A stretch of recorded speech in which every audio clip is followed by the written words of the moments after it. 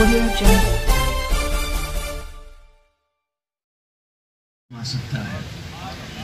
मुफ्ती मोहम्मद अहमद यार खान नईमी अलैहि रहमत ने लिखा है कि दो जन्नती जन्नत में लेटे होंगे, एक करवट बदलेगा तो कस्तूरी की खुशबू आएगी और दूसरा देखकर करवट बदलेगा तो ये खुशबू ज़ाहिर नहीं होगी। तो वो अर्ज़ करेगा, मालिक हम एक दर्जे में हैं, इसकी करवट बदलने से खुशबू आती है और मैंने करवट बदली तो खुशबू नहीं आई। जवाब मिला, इसने दुनिया में तुझसे एक मरतबा ज़ायद सुबहान अल्लाह पढ़ा था।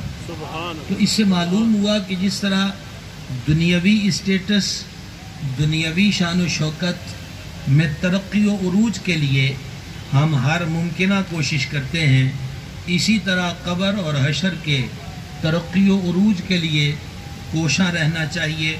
तिलावत कुरान कीजिए। सैयद आलम अलैहिस्सलातु व तस्लीम ने फरमाया, जो कुरान का एक लफ्ज़ हर्फ पढ़े अल्लाह उसे 10 नेकियां अता फरमाता है।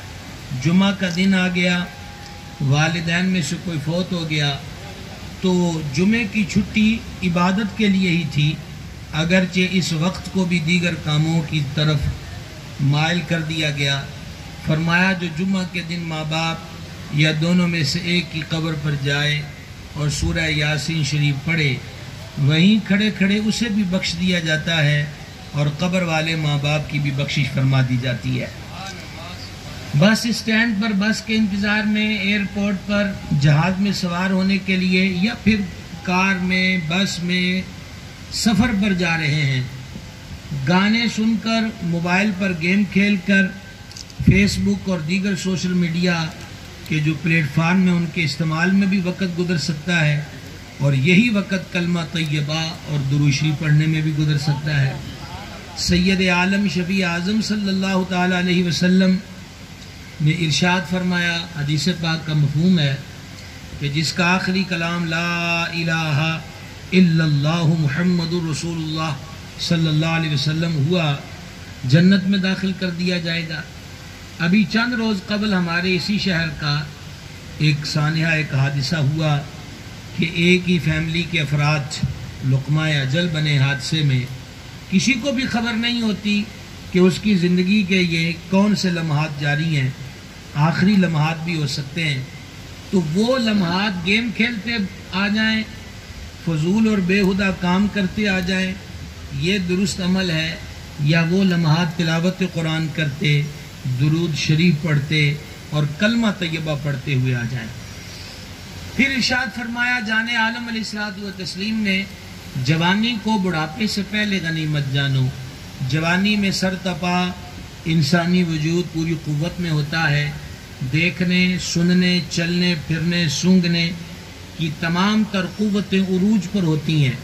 जब बंदा बूढ़ा हो जाता है, वजूद साथ देना छोड़ देता है, रेशा तारी हो जाता है, थकान और सुस्ती का गलबा होता है, चल कर बेचारा मस्जिद में भी नहीं जा सकता। वो सूफिया फरमाते हैं कि एक बूढ़े बंदे ने थक हार के कहा, लो जी असी आज तो गुनाह छड़ देते। तो गुनाहों ने भी उससे कहा कि बाबा झूठ न बोल, तूने गुनाहों को नहीं छोड़ा, अब गुनाहों ने तुझको छोड़ दिया है कि तेरे वजूद में वो कुव्वत और ताकत ही नहीं और तू अब भी बाज नहीं आता।